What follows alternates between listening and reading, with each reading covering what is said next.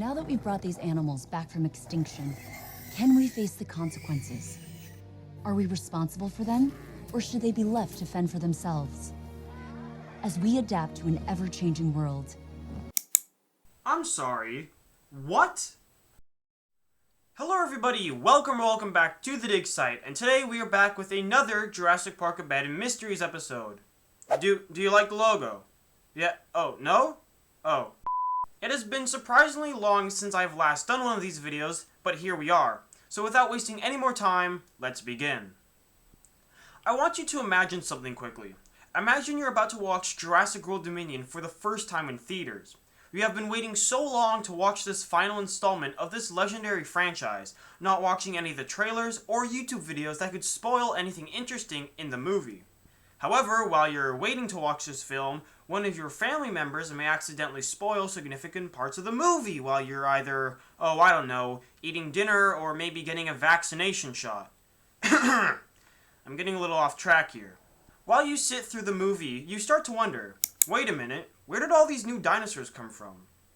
Now, we need to separate this subject into groups to get a conclusion on the mysterious appearance of new dinosaurs. Throughout the video, there will be a few minor theories thrown out there. However, near the end is one main particular subject I want to talk about. For starters, let's get the obvious reason out of the way. The real reason why new dinosaurs appear in every movie is because the writers, film directors, and most importantly the fans of the Jurassic Park franchise want to see more prehistoric animals in these movies. And I do too. However, if you're to add new dinosaurs, it has to make sense with the current storyline. We'll start at the very beginning, with 1993's Jurassic Park.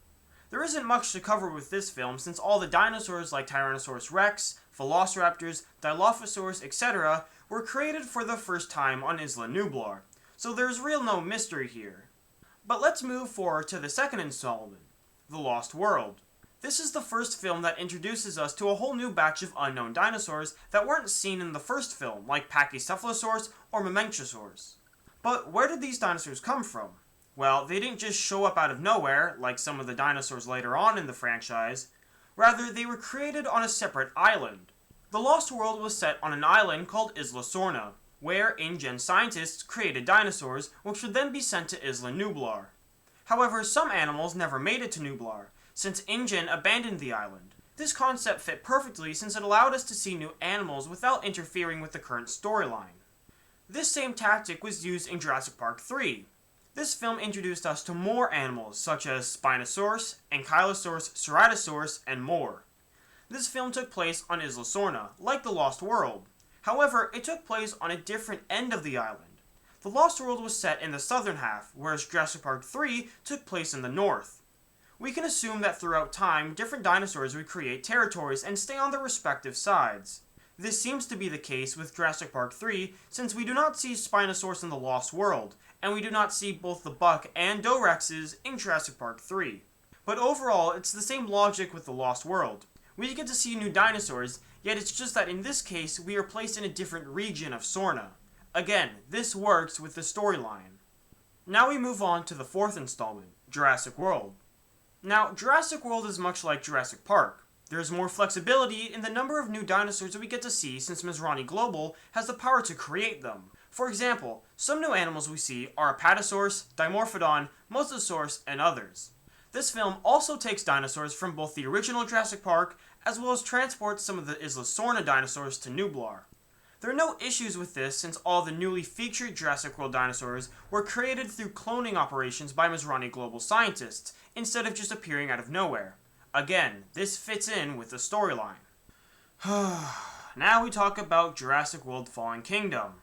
Well, for starters, this is the point of the story where Isla Nublar has been abandoned for a few years. This means that no new dinosaurs could be created since no one is on the island anymore.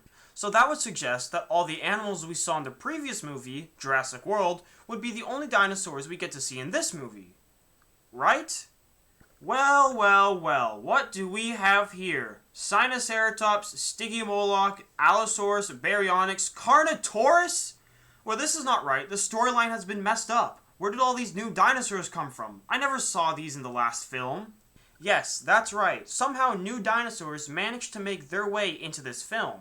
But how? Well, I can tell you right now, the storyline is not broken. Let me explain. If we go back to Jurassic World, we learn about the quarantine pens, like the one that held the Indominus Rex. In fact, if you watch Jurassic World Camp Cretaceous, we learned that many other quarantine or holding pens existed. These enclosures held animals such as Baryonyx and Carnotaurus. Also in Camp Cretaceous, we see that animals such as Sinoceratops existed while the theme park was operational. From all this evidence, it makes sense that a lot more dinosaurs were not shown to us in Jurassic World because most of them were either in quarantine or holding pens that were off limits to the public. So this brings us back to all these new and unexpected dinosaurs that appeared in Jurassic World Fallen Kingdom. It is not that they just magically appeared, but rather they were kept behind the scenes during the events of Jurassic World, being kept away from the public's view. It's only after the destruction of Jurassic World that all the dinosaurs locked away in their isolated enclosures would eventually break out and have free roam of the island. Before I talk about the final installment, I just want to quickly go over Camp Cretaceous. This series was somewhat good, and it too showed us some never-before-seen dinosaurs. Some of these animals included Ouranosaurus and Monolophosaurus. Since it mostly took place on Isla Nublar after the abandonment of Jurassic World, these new animals seen in the first few seasons of Camp Cretaceous were previously locked away in holding/quarantine enclosures, which is why we never saw them during the events of Jurassic World. Basically, it's the same explanation as Jurassic World Fallen Kingdom. And if you were wondering, all the animals on the Manticore Island were obviously either transported from Sorna, or most logically were created through cloning, since we see animals such as Smilodon, Kentrosaurus, Nothosaurus, and new Tyrannosaurus rexes. Since most of those animals were never introduced in previous films, it's safe to say that they were cloned by Manticore. Oh, and obviously because, it's stated quite frequently throughout the show that they were made by Manticore. Anyway, and this is where everything starts to crumble down, all because of one simple little dinosaur. In Jurassic World Dominion, we learned that all of the dinosaurs that were transported from Isla Nublar to the mainland, shown at the end of Jurassic World Fallen Kingdom, are now free and running around the world.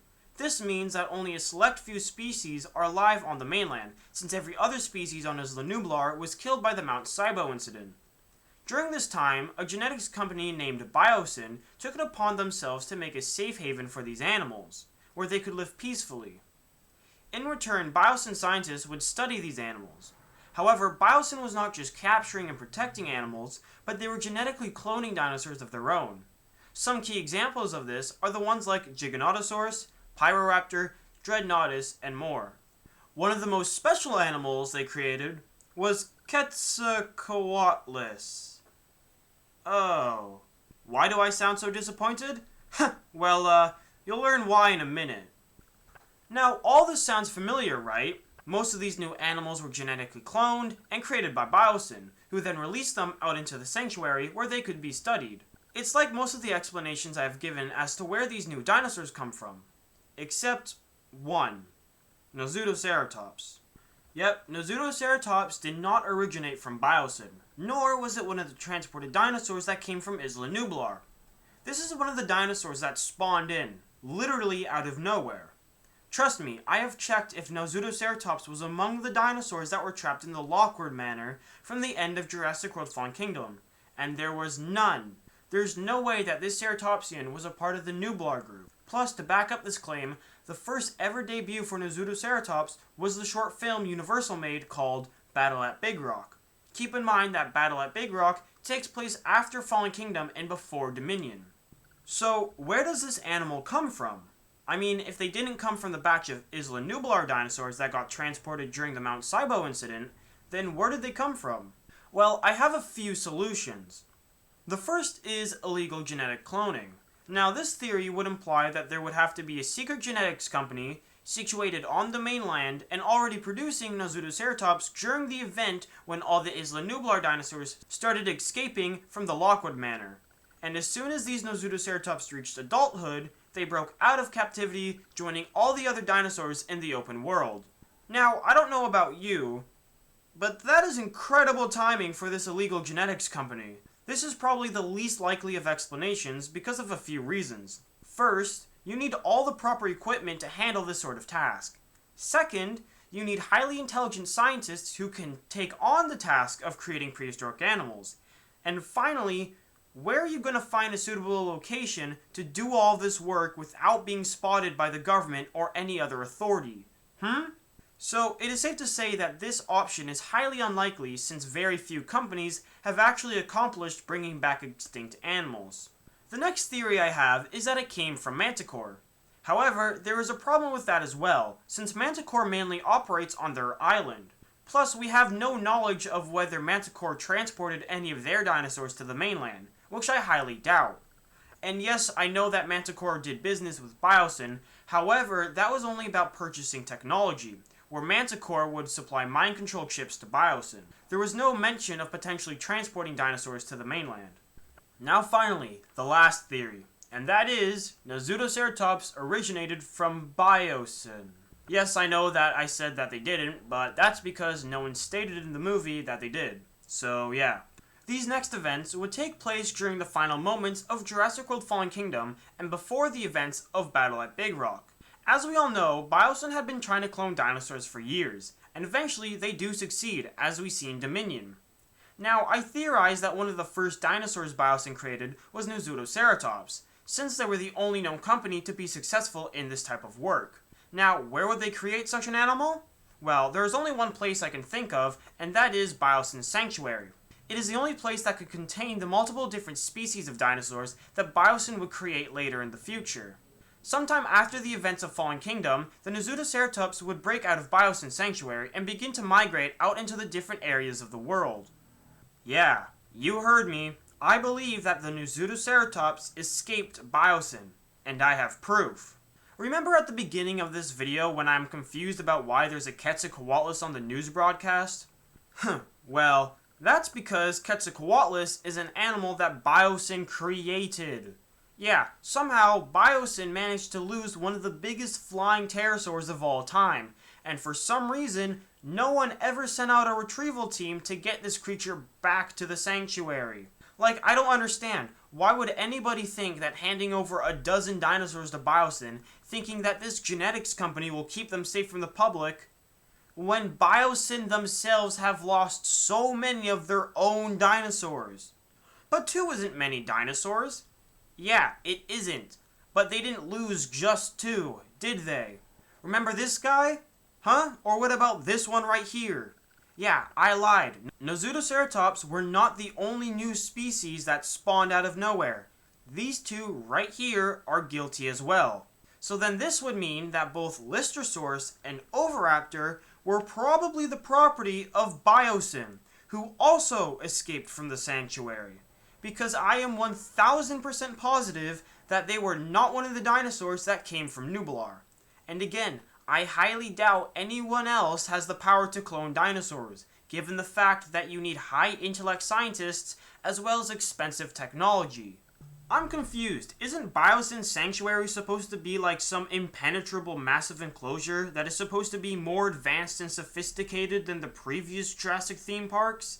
It had its whole aerial deterrent system to ensure that none of the pterosaurs could fly away, or the fact that the entire sanctuary was surrounded by humongous mountains so that none of the land-based animals could just simply walk away. They even had the neural implants to herd all the animals to wherever Biosyn needed them to go. So, my question is, if any of Biosyn's dinosaurs did escape, then why didn't Biosyn just control them? Oh no, seriously? Another one? What? Where? Aren't you supposed to be dead? You certainly were not with the group that escaped Nublar. You would have capsized the entire vessel. What? Well, I mean, throughout the entirety of this legendary franchise, they have always had a good reason behind why and where new species of dinosaurs came from. Either that being created by new genetics companies, or being discovered on an abandoned secret island, forgotten long ago. However, I feel that Jurassic Park has been becoming more and more like Star Wars, with the fact that no one knows how to operate a lightsaber anymore. In this case, the writers think it's okay to just present a new dinosaur with no explanation as to where it came from, making people wonder if it just dropped out of the sky. I understand that it's not that big of an issue, and I understand it does not interfere with the story. People want to see new animals, and so do I. But if you're going to add something, at least have an explanation to where it came from. In this case, Nasutoceratops, Oviraptor, and Lystrosaurus came from Biosyn. And if that is the case, and Biosyn did create these new species, then I'm okay with that. I am completely okay with the fact that these new creatures were most likely created by Biosyn, since it lines up, and they are the only other people to have accomplished that. The reason I'm upset is the fact that these animals, including Quetzalcoatlus, managed to escape, and no one thought twice to retrieve them.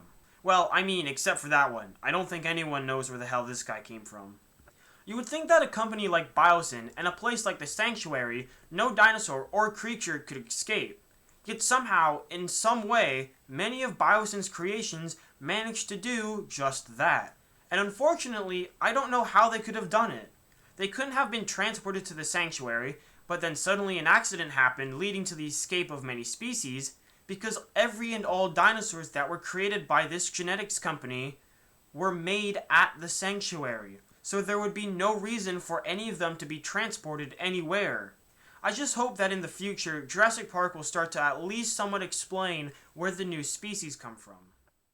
Well, I guess that's the end of the video. We discovered where most of these new dinosaurs came from, but then we created a new question, wondering how they escaped Biosyn in the first place. Again, I would like to mention that I'm not upset with the fact that these new animals appeared with no explanation. However, I feel like if others saw these new animals for the first time and they had no idea where they came from, then there would be some confusion amongst the movie. If you enjoyed today's video, make sure to like and subscribe so you don't miss any more of my content, like Jurassic Park Abandoned Mysteries, or my reviewing dinosaur episodes.